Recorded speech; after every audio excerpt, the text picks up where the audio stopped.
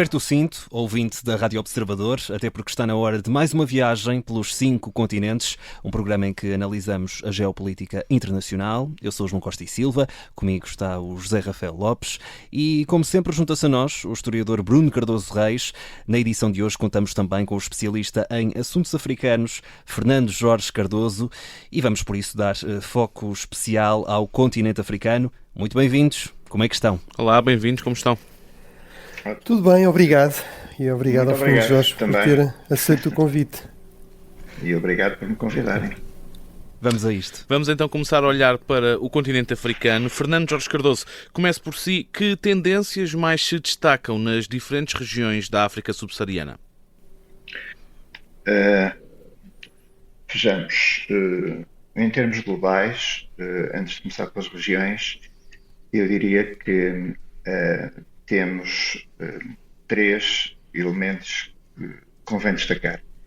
O primeiro desses elementos é que a generalidade dos países africanos, apesar de,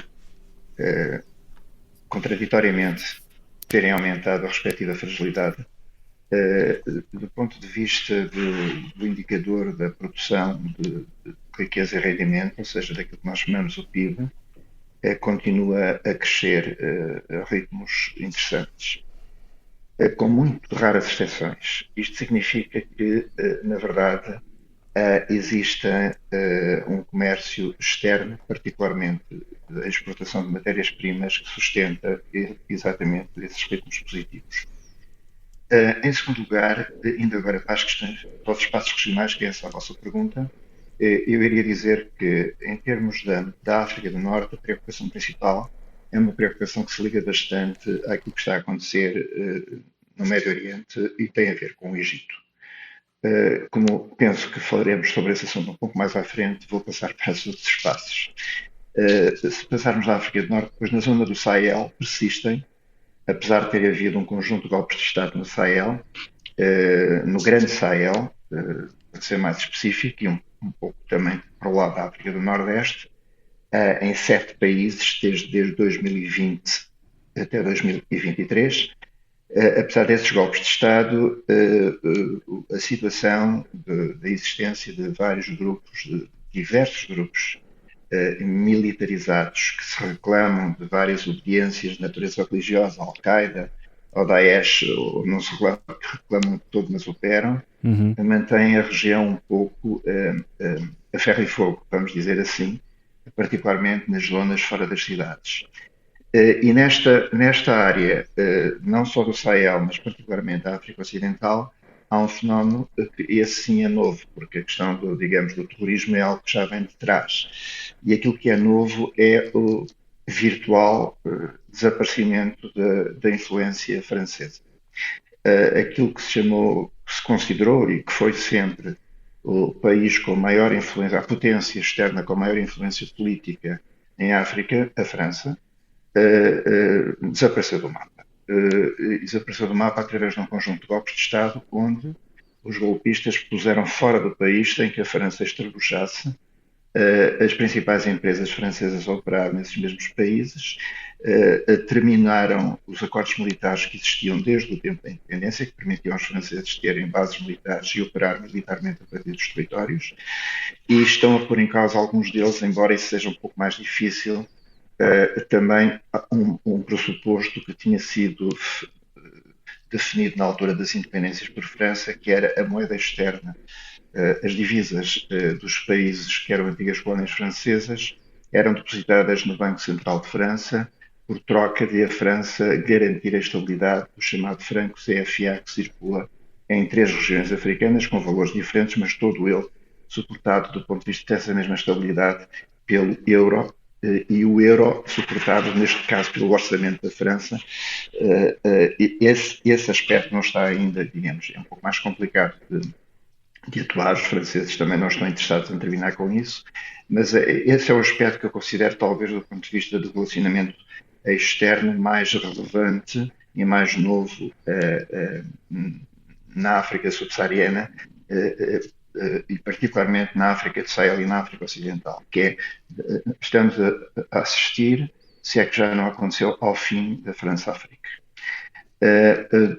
Fora disso, avançando mais para a África Central, neste momento aquilo que eu destacaria é o never-ending conflito na República Democrática do Congo, com um conjunto de países que estão envolvidos nesse mesmo conflito, também com um conjunto relativamente grande de grupos militares e militarizados, e que se situa esse conflito principalmente nas fronteiras entre o Congo, o Uganda, o Ruanda e o Burundi.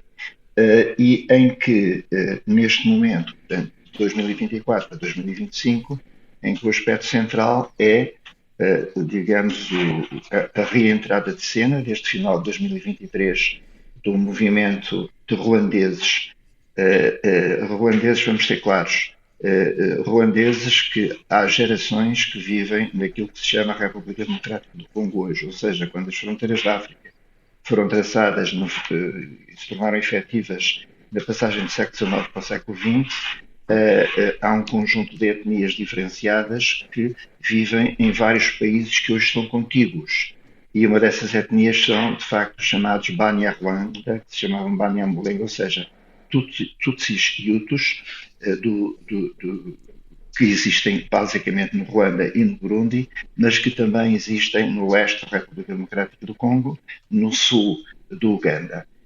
Então, o que acontece é que esses ruandeses organizaram-se num movimento militar apoiado por Kigali. Kigali é a capital do Ruanda, e são neste momento a força militar mais poderosa a atuar no leste do Congo, de tal maneira que o relacionamento da República Democrática do Congo com a Ruanda é absolutamente perto, digamos, de uma guerra direta entre os dois países. Isto envolve interesses muito amplos, que não são só regionais, mas são também externos.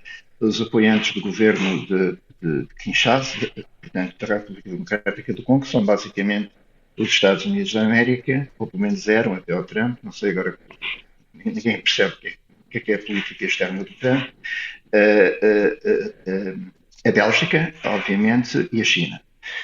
E são porquê? Porque os três países são aqueles que têm, digamos, empresas mais atuantes em regiões mineiras, particularmente na região do cobalto, que está fora desta área, está mais na zona sul, perto da fronteira com Angola.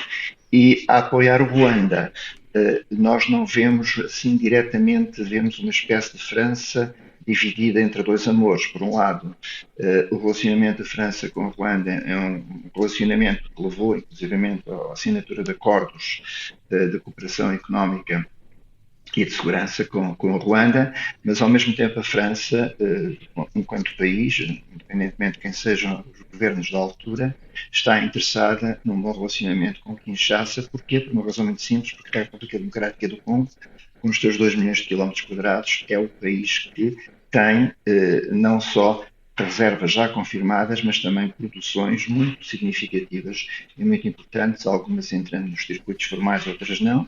Cobalto, a República Democrática do Congo produz 60% do cobalto. O cobalto é absolutamente fundamental para a estabilização das baterias de íon-lítio, e também é um país produtor e exportador de columbite, tantalite, que vêm juntos numa coisa chamada coltan, de tungstênio, de ouro e de estanho. Isto para falar de alguns dos minerais que neste momento são objeto não só de produção por companhias, mas também por garimpeiros e de viagem. Portanto, eu diria que na África Central este será o aspecto mais importante. Na África Austral, mais para sul, eu destacaria que a situação política em Moçambique neste momento é a situação mais visivelmente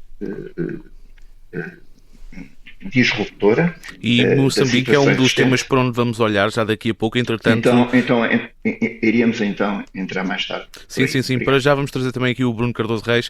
Que mais tendências podem ser importantes no continente africano, Bruno? Sim, o Fernando Jorge falou do essencial, com grande profundidade e conhecimento. Eu destacaria, de facto, a interrogação sobre o que é que será aqui a postura de Donald Trump e dos Estados Unidos. Se houver, de facto, um desinvestimento significativo e se abre espaço, eventualmente, a outros protagonistas no conjunto da região. É muito importante este aspecto que foi referido, que é, genericamente, as grandes economias africanas vão continuar a crescer e a crescer muito, por regra acima dos 3%. e, portanto, há aqui um enorme dinamismo económico, apesar de muitas vezes a imagem que temos do continente ser de grandes problemas. A questão dos recursos estratégicos vai continuar a ser fundamental, ou seja, o grande interesse da África para o resto do mundo é a questão dos conflitos, ou seja, ser eventualmente fonte de problemas, de conflitos que se arrastam, por exemplo, na zona do Sahel ou este conflito na República Democrática do Congo, mas também ser fonte de uma enorme riqueza em termos de matérias-primas, que são cada vez mais importantes para a economia mundial e, portanto, no fundo, eu diria que as grandes potências, os principais atores da economia, da política internacional, não podem ignorar completamente o continente africano. Ele continua a ser relevante, pelo menos por estas duas razões, negativas e positivas. Uhum. Vamos também olhar agora para as relações africanas com os Estados Unidos. Em África, Donald Trump é mais popular do que noutros continentes. Já foi tema de conversa também aqui nos 5 continentes. Fernando Jorge Cardoso, há algum motivo para isto acontecer? Bem, eu diria que Donald Trump seria mais bem visto por parte dos governantes e de elites académicas, empresariais, etc., no continente africano, não propriamente por causa, digamos, das qualidades de Donald Trump, mas por causa de ressentimentos que a generalidade dos países africanos têm para com, por um lado, a França e, em segundo lugar, também pelo tipo de cooperação económica porque existe desde o final do colonialismo uma relação de amor-ódio entre os países africanos e os países europeus, antigas potências coloniais, e agora vamos dizer assim a União Europeia. Então, digamos, esta olhada para o Donald Trump que põe a União Europeia em sentido, que diz que faz isto, que faz aquilo, é algo que, do ponto de vista televisivo, é muito bem visto em termos da África. Mas, do ponto de vista prático, isto, se não mudou já, vai mudar nos próximos dias, porque o virtual encerramento da United States Aid, portanto, a Agência de Ajuda Norte-Americana, significa que todos os programas em que as elites governantes contavam para resolver uma parte importante que não tem capacidade ou interesse em resolver de populações fragilizadas ou pela fome ou pela doença, o financiamento para isso vai desaparecer. E ao desaparecer, a população vai se virar contra os governos. Portanto, eu penso que a popularidade de Donald Trump neste momento está em queda livre, a pique. Não estou seguro se neste momento interrogarmos alguma pessoa em África, em qualquer país africano que esteja atento àquilo que está a passar nos Estados Unidos, se essa pessoa não dirá que Donald Trump, com o seu amigo Elon Musk, endoideceram de vez. E particularmente porque, só para lhe dar um exemplo, só para Moçambique há 300 milhões de dólares por ano para financiar a luta contra a SIDA. E por uma razão muito simples, porque Moçambique é um dos maiores focos de SIDA por causa da guerra civil na altura em que o essencial da SIDA em África estava no Zimbábue e na Zâmbia, e as tropas zimbabuenas, ao entrarem em Moçambique a ajudarem a Frelimo contra a Renamo, fizeram com que a SIDA entrasse como pão e manteiga. Então, o fechar deste programa e o fechar de programas de ajuda humanitária que têm a ver com a alimentação da população em vastíssimas partes, campos de refugiados, por exemplo, só para dizer, isto não vai acontecer só em África, vai acontecer no Médio Oriente, campos de refugiados. Quer dizer, há pessoas cuja vida e morte depende da chegada ou não chegada dessa ajuda americana. Pois. Exato. Precisamente. E Bruno, o que é que podemos então esperar desta presidência de Donald Trump em relação ao continente africano, sendo que no primeiro mandato do presidente norte-americano acabou por ficar quase esquecido? Sim, e se calhar foi melhor assim, ou seja, agora lembrou-se, mas para de facto acabar aqui com um programa fundamental. Eu diria, do ponto de vista estratégico, por exemplo, a suspensão da ajuda e até, no fundo, forçar os países a voltar a mostrar interesse por essa ajuda, até podia ser uma manobra inteligente, porque, no fundo, esta ajuda americana é crucial para muitas organizações internacionais, a Organização Internacional das Migrações. Os financiamentos americanos, aqui nem estamos a falar de USAID, mas são cruciais, por exemplo, para a Organização Mundial de Saúde, etc. E muitas vezes isso quase que parece que é dado por adquirido e é esquecido não é, este papel vital dos Estados Unidos, por exemplo, na ajuda humanitária, no combate a doenças infecciosas, na ajuda a refugiados, a resolver crises alimentares, por exemplo, em África. Obviamente isto também leva a colocar-se a questão que é, em alguns destes países africanos, que estão cada vez mais a ter crescimentos económicos interessantes, etc., seria se calhar importante também ter garantias que os governos começam a procurar providenciar alguns destes serviços básicos, por exemplo, de saúde, e não contam apenas com a ajuda externa. Mas, mais uma vez, isto teria de ser feito de uma forma gradual e em conversa com esses países. Portanto, acho que faz todo o sentido que haja aqui uma quebra de popularidade significativa. Em todo caso, eu sublinhava só, de facto, é significativo, se olharmos para as últimas sondagens que temos, que são de alguns meses atrás, comparando Biden e Trump, na Europa, por exemplo, Donald Trump, mesmo num país como a Polónia, tem qualquer coisa como 15% de popularidade, e num país como o Quénia tem 59%, ou na Nigéria 63%, ou no Ghana 57%. O único país africano onde não é assim tão popular destes grandes é a África do Sul, com 31%. Agora, apesar de tudo, era menos popular do que Joe Biden, portanto também não é verdade que esta ideia de um homem forte é muito mais popular em África.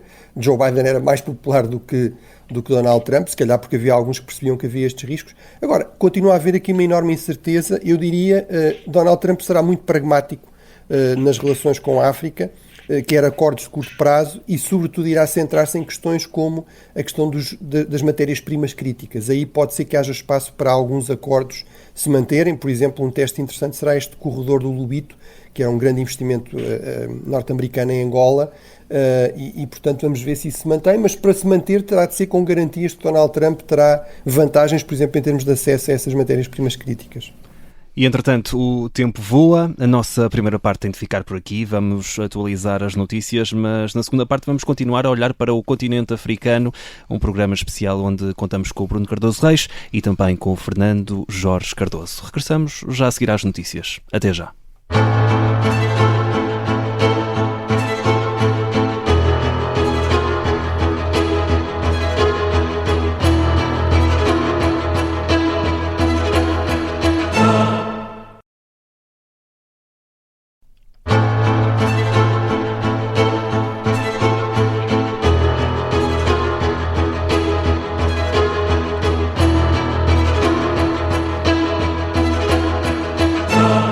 Estamos de volta ao 5 Continentes com o historiador Bruno Cardoso Reis e hoje contamos também com a presença do especialista em assuntos africanos, Fernando Jorge Cardoso, para olharmos, Zé, com especial atenção para o continente africano. Precisamente, antes, contudo, vamos olhar também para o papel da Europa, na influência que tem no continente europeu, e Fernando Jorge Cardoso, não só a Europa, mas também as grandes potências como, por exemplo, a Rússia e a China. Há pouco já falámos dos Estados Unidos. Bem, vejamos, situando-nos no momento atual, eu diria que o ator mais importante para os países africanos mantém-se a Europa. Mantém-se a Europa por uma razão muito simples, porque o tipo de relacionamento económico, comercial, político, diplomático, na educação, na saúde, etc., ou seja, a diversificação do apoio europeu à África é muito superior à diversificação do apoio de qualquer outro país, até porque a Europa são vários países, como é óbvio. Independentemente, digamos, dos altos e baixos, do vai para a frente, anda para trás, o que é um facto é que é muito mais fácil compreender que do ponto de vista da Europa há uma espécie de fluxo mais ou menos garantido de financiamento, particularmente em relação a um conjunto de projetos que são muito importantes para vários países africanos, o que também leva a uma contradição, que é mantém esses países dependentes da ajuda, mas enfim, a vida é mesmo assim e a realidade neste momento é essa. Portanto, eu direi que neste momento o principal problema que existe entre a Europa e a África é um problema, são dois problemas. O primeiro problema é a França. E o problema da França, de certa maneira, os dados estão lançados. O neocolonialismo francês finalmente chegou ao fim, portanto, está moribundo. A França nunca mais vai recuperar a influência que teve em África. Isso pode ser um pau de dois bicos, porque, do ponto de vista europeu, a França sempre foi o país líder do relacionamento com a África, quer no que respeita aos fundos da própria Comissão Europeia, quer no que respeita, digamos, ao essencial do relacionamento bilateral. Portanto, a fraqueza da França, a forma como a França acabou por ser, de certa maneira, humilhada, e não foi só nos países onde houve golpes de Estado, foi em países que eram considerados baluartes, digamos, da presença francesa em África, como o Senegal, onde não houve golpe de Estado nenhum, mas o Senegal denunciou os acordos firmados à data da independência com a França, tendo dito que os franceses tinham que abandonar o território senegalês com os soldados que lá estavam e fechar a base militar. Portanto, na verdade, eu creio que, em termos de Europa, a influência mantém-se mais ao nível, vamos dizer assim, cultural e económico do que do ponto de vista político. Outros países que têm influência neste momento em África são a Rússia, mas a Rússia aonde? A Rússia como uma espécie de substituto dos franceses e dos norte-americanos em países que vivem problemas internos complicados por causa das insurgências e da atuação de grupos terroristas, particularmente na África Ocidental, na zona do Sahel e em alguns países também, enfim, da África mais para o Oriente. E então, aí os russos, através daquilo que resta do Wagner Group e do novo destacamento militar que foi criado dentro do Ministério da Defesa russo, chamado Africa Corps, que aliás é muito interessante, porque é exatamente o mesmo nome que tinha o grupo alemão da Segunda Guerra, nazi alemão da Segunda Guerra em África. Mas o que é um facto é que eles estão lá. Mas atenção, não vamos dizer que neste momento os russos estão a substituir os franceses, ou melhor, vou pôr isto de outra maneira. Neste momento, a mercadoria mercenários em África é uma mercadoria muito procurada. E neste momento nós temos companhias norte-americanas, companhias russas, companhias romenas de mercenários, francesas e irlandesas, por exemplo, a atuar na República Centro-Africana. E os dirigentes da República Centro-Africana, que têm um país que, enfim, é um território mais do que um Estado, são, apesar de tudo, suficientemente inteligentes para conseguirem gerir este conjunto, digamos, de forças que não se gostam umas das outras.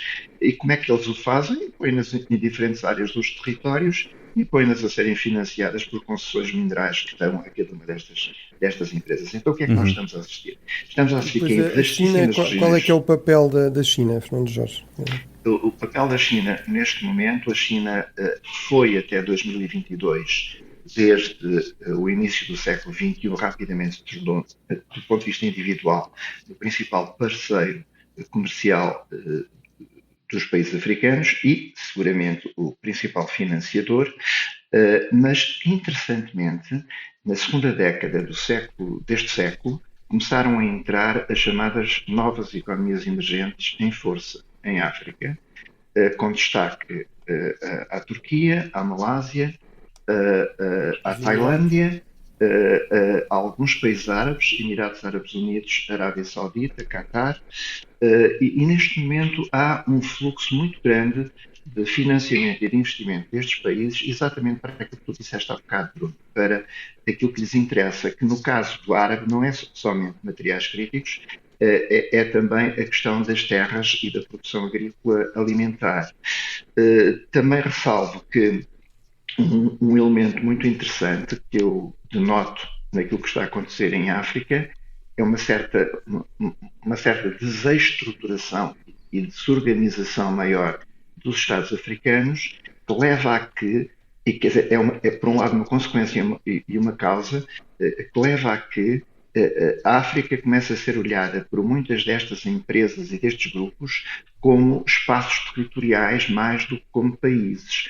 Porque, como nós sabemos, particularmente as empresas de mineração, as grandes empresas multinacionais, têm, quando operam num território onde existe risco político ou risco de segurança, estão habituadíssimas a proteger o chamado perímetro, não é? Contratando o quê? Contratando mercenários, que neste momento se chamam empresas de defesa. ou qualquer outro nome, ou serviços de defesa, etc. É o que acontece, por exemplo, em Moçambique. Neste momento existe uma empresa ruandesa contratada pela Total Energies, são cerca de 1000 homens para proteger o perímetro da Afungi. Portanto, não são os 4000 soldados ruandeses que estão neste momento a proteger o perímetro da Afungi, começaram por ser eles, mas neste momento há uma empresa mesmo militar. Portanto, o que eu digo é o seguinte: principais potências internacionais são potências, a União Europeia continua a ter a importância que eu referi, não vou voltar a referir. Estados Unidos da América, nesta altura, operam através das suas multinacionais, particularmente em algumas minerações e nos hidrocarbonetos. O corredor de Lubito, falado há bocado pelo Bruno, parece-me bastante importante. O corredor de Lubito significa a ligação não só à zona do cobre da Zâmbia, mas também através depois de ligações ferroviárias que já existem à rede ferroviária congolesa, a todos os depósitos de cobalto no sul do país. E, por outro lado, os chineses estão a construir do lado da Tanzânia, a modernizar, aliás, o chamado TAZARA, Tanzânia-Zâmbia Railways, que faz a ligação de Dar es Salaam até à zona do cobre. Portanto, nós vamos ter do Atlântico ao Índico, vamos ter neste momento 2 linhas de caminhos de ferro, uma delas a ser construída pelos chineses, outra delas a ser construída com dinheiros norte-americanos e europeus. E vamos então agora olhar para Moçambique, um país bem próximo de Portugal em vários níveis. Ainda esta semana novos protestos após as eleições presidenciais resultaram mesmo em tensões. E agora, Bruno Cardoso Reis, vou começar por ti. Esta crise eleitoral e política foi uma surpresa para ti? O que é que podemos esperar em termos de evolução? Só pegando ainda no ponto anterior, eu diria só que vai ser realmente muito interessante perceber aqui a posição da Europa em relação à ajuda ao desenvolvimento. Como dizia o Fernando Jorge, a França tradicionalmente era o grande país europeu que nas discussões orçamentais defendia a importância dessa fatia do orçamento e de uma parte importante dela ir para a África. Portanto, realmente a Europa continua a ser o grande doador, seja ao nível da União Europeia, seja depois dos diferentes países. Portanto, vai ser interessante perceber se a França vai desinvestir, vai defender menos isso, num contexto em que o orçamento europeu está sob grande pressão por causa também da questão da necessidade de investimento em defesa, da ameaça russa e também desta percepção que, no fundo, a ajuda europeia muitas vezes é dada como adquirida, traduz-se em pouca influência política, em pouca capacidade de influência dos países, precisamente porque há muito esta ideia de que é algo que vai continuando independentemente, enfim, do que aconteça, de decisões concretas em termos de política externa do país A ou B. Em relação a Moçambique, bem, aqui o Fernando Jorge é um país que conhece particularmente bem, onde aliás viveu durante muitos anos, mas eu diria, é realmente uma crise, um teste interessante, no fundo, a esta nova política internacional, ou seja, pareceu muito revelador a reação muito prudente, muito contida, mesmo dos países ocidentais em relação a dúvidas sérias sobre o grau de fraude das eleições, sobre quem é que terá realmente ganho, etc. Isso foi sobretudo assim da parte dos países europeus, de Portugal, mas da própria União Europeia, etc. Mas mesmo da parte dos Estados Unidos não houve propriamente aqui uma reação muito forte. A administração também, Biden estava de saída, e em contrapartida tivemos, por exemplo, a China, por exemplo, a Rússia, rapidamente a darem os seus parabéns pela vitória da Frelimo, portanto, a afirmarem, no fundo, a sua prioridade às boas relações com quem está no poder. Desse ponto de vista, parece-me que Moçambique é reveladora, de facto, de uma mudança muito grande em relação ao que era a realidade, por exemplo, nos anos 90, em que a democracia multipartidária foi introduzida em muitos países africanos, inclusive em Moçambique, em que, no fundo, não havia grande alternativa em termos de exportações, em termos de investimento, em termos de ajuda externa ao Ocidente democrático e muito empenhado nessa dimensão democrática. Hoje em dia há muitas outras alternativas, como a China, como a Rússia, em diferentes dimensões, económica, militar, etc. E o próprio Ocidente, enfim, com Donald Trump sabemos que esta questão da democracia não será certamente uma grande prioridade. Temos cerca de 10 minutos até ao final e Fernando Jorge Cardoso, pergunto-lhe também, a crise em Moçambique já dura vários meses, tem sido também um tema recorrente aqui nestes 5 continentes. O que é que podemos esperar na realidade nestes próximos tempos? Coisas feias, coisas complexas e, na verdade, o que está a passar neste momento não augura nada de bom para o próximo futuro. Custa-me muito começar desta maneira, mas nós não temos muito tempo para discutir isto. e acho bem ir direto ao fim. Neste momento existe uma quebra total do contrato social entre o governo moçambicano e o povo. Neste momento, o que nós verificamos em Moçambique, eu recebo informações de Moçambique de várias fontes e não são informações filtradas, são informações que vêm em vídeos postados por pessoas do povo, quer dizer, pelos camponeses, pelos habitantes de Tete, de Manica, da Zambésia, de Nampula, de Cabo Delgado, etc., e depois vão fazendo o seu caminho. Ou seja, não são informações, são fake news, não são informações forjadas. Ainda hoje, ontem, anteontem, etc., praticamente todos os dias há pelo menos uma ou duas sedes da Frelimo queimadas, há pelo menos uma ou duas esquadras de polícia queimadas, há pelo menos um tribunal ou dois queimados no distrito, em distritos, em vilas, em subúrbios de cidades, etc. E em todo o país, isto não é um problema de Maputo e de Matola. Então, o que acontece é que nós neste momento temos um governo ilegítimo, porque claramente foi eleito fraudulentamente, quer dizer, ninguém sabe quem votou em quem. Aquilo que se sabe, isso sim, é que houve uma fraude eleitoral massiva em todo o país. Portanto, na verdade, se existem países na Europa que têm, digamos, a força para dizer que não aceitam as eleições na Venezuela e consideram que o legítimo presidente da Venezuela é o opositor ao atual presidente que lá está, depois eu posso lhe dizer uma coisa, a votação na Venezuela é feita eletronicamente, a votação em Moçambique não, é feita por cartão de eleitor, e a votação em Moçambique foi 10, 15, 20, 30 vezes mais evidente, mais visível do que foi na Venezuela. Portanto, na verdade, nós temos um governo ilegítimo. O problema para as diplomacias, incluindo para a diplomacia portuguesa, do meu ponto de vista, é que do lado vamos dizer assim, daqueles que não gostam deste governo, que é a maioria do povo moçambicano, a esmagadora maioria do povo moçambicano em todo o lado, não tem uma estrutura de oposição que se possa dizer assim, ok, mas se não for a Frelimo é o quê? Porque aparece o Venâncio Mondlane, que de facto tem um carisma e uma capacidade de mobilização imensa, mas que não dá, entre aspas, garantias, digamos, a investigadores, a diplomacias, a Estados, etc. Portanto, é por isso que nós temos alguma timidez do lado internacional em condenar um Estado que, apesar de contas, trata bem os investidores, que trata bem aqueles que lá estão. Portanto, eu sinceramente acho que o governo moçambicano não consegue governar, nenhum ministro consegue sair à rua, porque não é apupado. Neste momento estão nós temos vídeos em que as esquadras de polícia, as pessoas estão a levar para lá os caixões das pessoas mortas e a fazerem velórios dentro das esquadras das polícias, com os polícias ao lado a olharem para aquilo. E tudo isto aparece visionado. Portanto, nós estamos neste momento num país que corre um grave risco de implosão. E, atenção, não há mão externa nisto. Sem dúvida. Não há mão externa nisto. Não há aqui os russos a operarem, não há aqui os chineses a operarem, não há aqui os Estados Unidos da América a operarem, e não há aqui a União Europeia, de facto, tem uma parte positiva que não tem nada a ver com isto, que é a formação de forças armadas moçambicanas para combaterem o terrorismo em Cabo Delgado.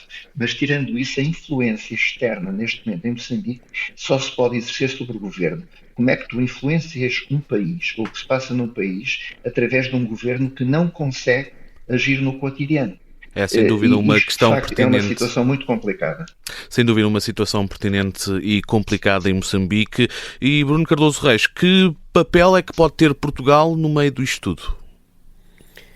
Bem, foi aqui referida à questão da Venezuela, que é uma queixa, digamos, dos moçambicanos que são críticos do governo. Porque é que não se faz como na Venezuela? Quer dizer, do meu ponto de vista, a razão não é porque haja menos interesses económicos europeus ou até uma comunidade imigrante europeia ou portuguesa menos significativa na Venezuela. Até havia muitos mais portugueses na Venezuela do que há em Moçambique. Mas o processo na Venezuela demorou muito tempo, foram muitas tentativas. Desta vez a oposição conseguiu demonstrar, comprovar a fraude de uma forma completamente indesmentível e que não aconteceu em Moçambique, embora me pareça que nenhum observador independente acredita naqueles números, não é? Que a Frelimo tenha conseguido um resultado muito melhor até do que em anos governos anteriores, mas a questão aqui é, parece-me que também o balanço da Venezuela tende a ser, não resulta, este tipo de pressão não resulta, este tipo de pressão extrema não resulta, portanto, se cá não vale a pena voltar a repetir isso. E, como dizia o Fernando Jorge, também há esta ideia que é qual é a alternativa de governo viável e há garantias para a segurança das comunidades estrangeiras, dos investimentos estrangeiros. Isso para Portugal é claramente muito importante. Também há uma tradição na política externa portuguesa, que eu acho que é preciso questionar, muitas vezes de um alinhamento quase automático com quem quer que esteja no governo em países de língua portuguesa. Portanto, isso realmente é uma tendência talvez excessiva. Agora, realmente Portugal tem de ter aqui alguma prudência, algum cuidado. Claramente não é uma grande potência. Não é evidente que nenhuma grande potência conseguisse ter aqui uma influência decisiva, mas certamente não será um país como Portugal. Eu diria, alguma prudência da parte do Governo seria avisada, sobretudo não fazer declarações que não são credíveis, do género grandes elogios à democracia moçambicana, evitar isso o mais possível, mostrar disponibilidade para ajudar em processos de diálogo, no caso dos moçambicanos quererem, mas, sobretudo, acho que o protagonismo tem de ser da parte da sociedade civil, inclusive dos partidos, mas, sobretudo, da sociedade civil, muito mais do que propriamente do governo, porque isso depois também pode ser lido ou translido em Moçambique como uma espécie de interferência indevida. E Fernando Jorge Cardoso, no minuto e meio, estamos mesmo quase a terminar. Que leitura é que se pode fazer da posição portuguesa em Moçambique? Portugal poderia ter tomado uma posição diferente nos corredores, mas não tomou. Portugal não agiu. Portugal partiu do princípio que as coisas seguiriam o seu próprio caminho e que naturalmente a Frelimo conseguiria, como sempre conseguiu, digamos, tomar conta da situação. Isso não aconteceu. E quando Portugal tenta agir, já não tem credibilidade para o fazer. Portanto, de facto, eu estou de acordo com o Bruno, o melhor que Portugal neste momento tem a fazer é manter-se o mais discreto possível. Termino dizendo o seguinte, não há uma solução para Moçambique, mas há uma condição sine qua non. Essa condição sine qua non é que o atual presidente, nomeado e eleito, que nós quisermos dizer, em Moçambique, Daniel Chapo, tem que se sentar sem condições com o Venâncio Mondlane, e a mesma coisa relativamente ao Venâncio Mondlane, e tem que chegar a um acordo, porque um tem ao lado dele o carisma junto à população, em toda a população moçambicana. O outro tem junto a ele as Forças Armadas, portanto, e a polícia, ou seja, tem as armas. Então, os dois têm que se sentar e deixarem os egos de lado e dizerem assim, o que é que nós podemos fazer para tentar estabilizar esta situação e, de alguma maneira, melhorar e aumentar algum grau de confiança que as pessoas perderam completamente nas instituições estatais. Antes de colocarmos um ponto final neste episódio do 5 Continentes, falta a recomendação. Fernando Jorge Cardoso, hoje, enquanto convidado, tem a honra de deixar uma sugestão aos nossos ouvintes. Há um livro muito interessante que eu li nas minhas últimas férias e que explica bastante bem, do meu ponto de vista, qual foi o papel do tráfico transatlântico de escravos e da mão de obra escrava na formação do capitalismo na Europa. E isso é normalmente completamente olvidado da história mundial. Esse livro chama-se Born in Blackness, peço desculpa, mas só existe a versão em inglês. Born in Blackness, depois tem um subtítulo, mas não vou dizer, que tem, basicamente é Africans and the Making of Modern World, de 1771, que é a Segunda Guerra Mundial, e é escrito por um elemento nacional da Martinica chamado Howard French. 2022, é da Norton and Company, para quem quiser. Eu recomendo. De facto, estão lá coisas que nós não aprendemos na escola, nem costumamos ler. Fica aqui esta sugestão do Fernando Jorge Cardoso, Born in Blackness, Howard French, aqui a fechar este 5 continentes. Muito obrigado ao Fernando Jorge Cardoso por se ter juntado a nós e também aqui ao Bruno Cardoso Reis, que já é presença assídua no 5 continentes. Nós estamos de regresso para a próxima semana. Até lá. Semana. Um abraço. Boa semana. Obrigado. Um abraço. Obrigado.